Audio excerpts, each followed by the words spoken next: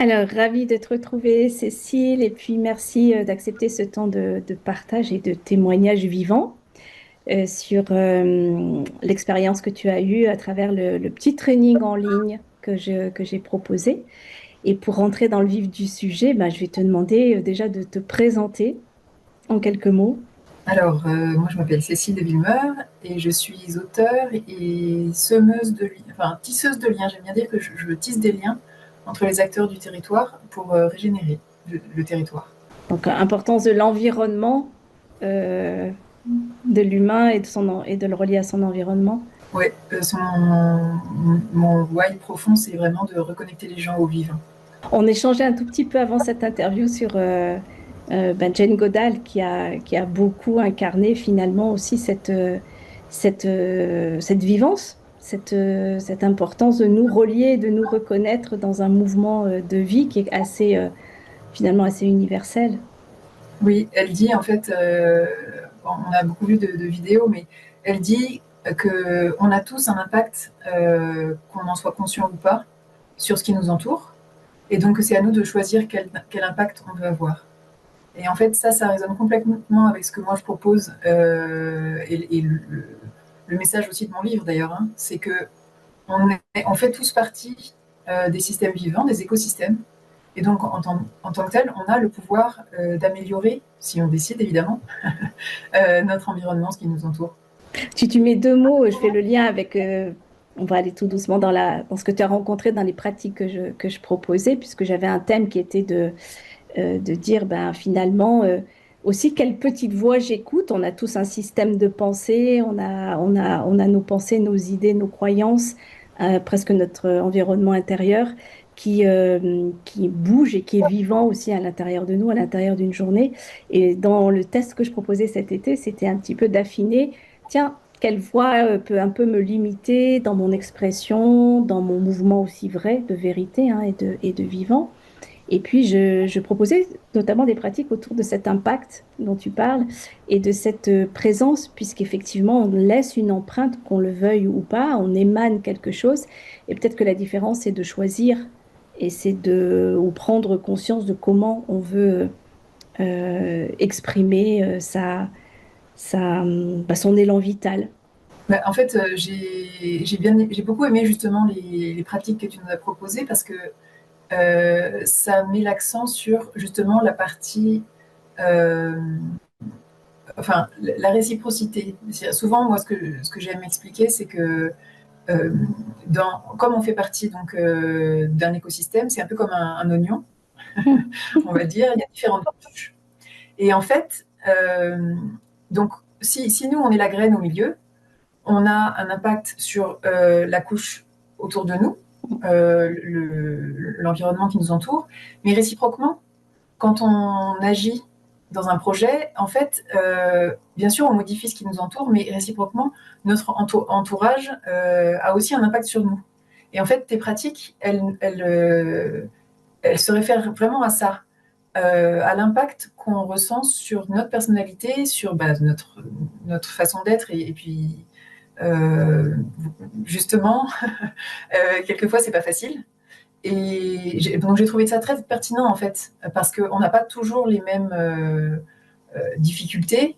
Et donc j'ai bien aimé ces propositions différentes en fait, de tiens, quelle est la voix qui me chagrine, qu'est-ce que j'entends quoi. Ouais. Ouais. Ouais, quelle est la voix que j'entends, quelle est celle que j'écoute, et puis comment j'interagis après avec, comme tu dis, l'autre, le monde. Et puis il y a toujours un effet, tout est interrelié. Donc la façon dont je vais me présenter au monde, la façon dont je vais être là, même sans mots, hein, c'est beaucoup ce qu'on apprend aussi dans le jeu de l'acteur, va, va, va créer quelque chose pour qu'ensuite les mots se posent, pour que les mots soient entendus d'un espace différent que si je précipite ma parole ou si je pars d'un endroit un petit peu de contraction ou de retrait. Quelle pratique, je sais que tu en as exploré plusieurs, est-ce que tu as envie de partager bah, l'impact justement ou l'expérience de l'une ou de plusieurs d'entre elles? Bah, en fait, ce que je te disais tout à l'heure, c'est que j'ai beaucoup apprécié l'ouverture que tu nous donnes à la fin de ces trois pratiques. de se dire qu'il n'y en a pas forcément une qui correspond exactement à ce qu'on vit, ce qu'on entend, mais qu'on peut faire un peu son propre mélange. Et j'avoue que, voilà, moi j'ai fait mon mélange. Et je me disais justement en réaction, enfin, ouais, en résonance avec ce que tu viens de dire, que pour préparer notre rencontre, ben, en fait, je me suis dit, tiens, mais l'appel à l'animal de force, il est vraiment pertinent. Justement Mm. parce qu'il n'est pas question d'être en stress. J'ai pas de raison d'être en stress de témoigner. Mais malgré Non. tout, voilà, c'est un rendez-vous, c'est entre guillemets, c'est une représentation. Ouais. Donc, malgré tout, oui, il y a une position à avoir. Et donc, bah oui, je me suis remis en tête quel était mon animal de force Mhm. pour être là, voilà, Mhm. posé, et puis pas trop sur les nerfs, on va dire. Dans le corps, tu veux nous le partager? Ça peut, c'est tout à fait libre à ce qu'il y a eu, parce que c'est oui, j'appelle ça un animal allié de présence même, hein, tu parles de force parce que ça rappelle l'ancrage, être là. Et il peut d'ailleurs, à chaque pratique de cet exercice, il peut changer, et suivant l'énergie du moment, suivant l'environnement aussi. Oui, bah moi je m'étais noté que c'était la louve. Donc, Ah, magnifique, cela Louve. pour l'instant, j'ai pas refait l'exercice pour changer éventuellement. J'aime cet animal. Ouais. Qu'est-ce que tu as ressenti? Enfin, qu'est-ce qui reste de l'expérience? Parce que c'est vrai que c'est la Louve qui s'est présentée sans chercher forcément ses qualités, parce qu'après, ça, c'est la tête qui peut aller plus intellectualiser. Mais dans cette rencontre, est-ce qu'il y a quelque chose qui t'a marqué dans ton ressenti? Oh bah moi je vais aller tout de suite dans l'intellect, hein. Mais oui, effectivement, la louve, moi j'aime son côté solitaire et en même temps justement relié complètement à la meute, parce que je suis comme ça en fait. Je suis à la fois solitaire et en même temps je ne peux pas travailler seule. Enfin, je sais que ça passe forcément par le collectif. C'est pour ça en fait que je veux tisser des liens entre les gens, c'est que je sais que de toute façon il y a des liens qui existent partout et il faut les renouer quand on a oublié, quand on a perdu, quand on les a perdus, tout simplement. Hmm. C'est vrai que la louve et le loup, hein, il y a cette symbolique de la meute et en même temps du loup solitaire. On a plusieurs expressions hein, autour de la mère louve aussi. Il y a... Ce que j'adore dans ces animaux, c'est qu'en fait, suivant le ressenti et l'expérience, ta louve serait pas forcément la même expérience que la mienne. Et c'est surtout ce que ça va nous raconter là aussi, hein. Tu disais l'impact. Ce qui apparaît vient m'impacter, vient me parler d'une... Et tu fais très bien le lien avec ta tisseuse, avec celle qui a envie de relier, hein, c'est ce que tu as annoncé au tout départ. En quoi finalement bah, cette rencontre vient te parler ou comment ça peut peut-être réveiller un élan? Très simplement, qu'est-ce que tu en fais de cette, juste après de cette pratique? Ça me donne simplement de la confiance. Hmm. Je me sens, c'est ça, je me sens confiante pour aller de l'avant. Qualité de confiance.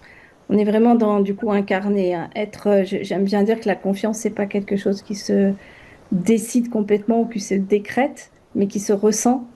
Et les espaces de confiance, on peut les contacter de plein de sollicitations. Donc la louve est pourtant en tout cas, je retiens un symbole de confiance et d'aller de l'avant. Ben, merci Cécile. Est-ce que tu as envie d'ajouter autre chose ou peut-être si tu parlais de ton expérience ou de ces pratiques à quelqu'un qui ne me connaîtrait pas ou qui ne serait pas encore entré dans la proposition, spontanément, qu'est-ce que tu auras envie de dire ou qu'est-ce que tu auras envie de conseiller? Je trouve ça vraiment intéressant parce que je regarde, je me suis pris des notes parce que j'ai pas envie de retourner forcément toujours sur l'ordinateur. Je me suis pris des notes pour me rappeler rapidement justement de qu'est-ce que je pourrais mettre en place en fonction d'eux. Et, euh, et en fait, bah, ce que je dirais, c'est ça, c'est que c'est des pratiques qui sont rapides, mais surtout reliées au corps. Et Mm. ça, je trouve ça très précieux. Ben, je ne peux pas généraliser, mais en tout cas, je crois quand même pas être la seule à être beaucoup, beaucoup devant un ordinateur. Et on sait qu'il faut se lever souvent, qu'il faut faire des pauses, qu'il faut tourner le regard, etc. Mais d'avoir une petite pratique justement qui, entre guillemets, t'oblige à te lever de ta chaise et à faire autre chose, ça prend vraiment 5 minutes, mais c'est vraiment pas mal. Bah, merci pour ce partage. C'est vrai que l'ancrage au corps, hein, c'est tout, c'est aussi la ligne directrice, que ce soit l'acteur, que ce soit l'incarnation par un archétype. Et je trouve que pour moi, il y a une dimension plaisir dans l'animal ou une complicité un petit peu instinctive qui peut-être donne envie de rejoindre ou d'incarner peut-être plus facilement qu'un simple exercice physique ou une respiration qui est peut-être plus un conseil de bien vivre et de bien bouger, tandis que l'animal et que la louve peut-être peut nous relier à aussi un sentiment chaleureux, vivant et réconfortant. Et je dois dire aussi que la deuxième pratique sur donc la comparaison, à vrai dire, sur le coup, je ne l'ai pas forcément tellement pratiqué, enfin, utilisée, quoi. Parce que bon, ça me paraissait plus compliqué, enfin, il fallait. Et puis, pas forcément pertinent. Mais en fait, je trouve ça. Je crois que, disons que je connaissais déjà, on va Oui, dire. oui. J'avais déjà voilà, cet instinct peut-être, mais je le trouve vraiment, vraiment pertinent. J'ai souvent eu du mal à comprendre les gens qui. La jalousie, en fait. Moi, j'ai du Mm. mal à comprendre la jalousie. Mm. Mais, mais justement, ça, je trouve ça quand même assez magique de se dire, ben, si, ça peut arriver. Et justement, est-ce que je suis jalouse? Ou plutôt, est-ce que je choisis de prendre le bon côté, ce qui est vraiment intéressant, ce que j'ai envie d'atteindre? Et voilà, encore une fois, pour moi, c'était un peu naturel de me dire toujours, bon, bah, ce que tu admires chez les autres, en fait, c'est déjà en toi, d'accord. Euh, mais je trouve ça intéressant de se dire, bah, quelquefois, ça peut virer un peu quand même à. Non, mais en fait, c'est des il faut, c'est des normes, c'est des je dois, il faut, qui n'ont pas vraiment lieu d'être et puis qui, justement, qui nous stressent pour rien. Donc là, revenir au corps, Ouais. en fait, chacune des pratiques est liée, finalement. Ouais. Ouais, ouais, cette approche dont tu parles, la deuxième pratique, est effectivement de plutôt un exercice plus cognitif, de détecter, tiens, quand je suis un peu en jalousie ou en train de comparer mon avancée à d'autres professionnels ou dans mon entourage, de regarder en quoi ça peut être soit inspirant, comme toi tu le fais naturellement, d'aller chercher la qualité ou la ressource que tu aurais encore envie de faire grandir en toi. Et puis parfois, c'est aussi une façon mettre un pas de recul et de dire, est-ce que c'est pas l'expression d'une norme ou d'une figure ou de quelque chose un peu parfait que je chercherais à atteindre et qui finalement n'est pas mon idéal? Et donc, comment je peux me décaler peut-être de ce filtre? Je suis en train de me donner une représentation de quelque chose de peut-être fabuleux, élogieux, mais qui finalement, par le corps et par mon ressenti, ne me parle pas. Donc, je ne passe plus d'énergie à regarder ou à évaluer et je reviens dans ma vérité et dans mon essentiel. Et ça permet peut-être de d'élaguer certaines projections aussi de notre tête et revenir à ce corps, à ce temple si précieux. C'est ça.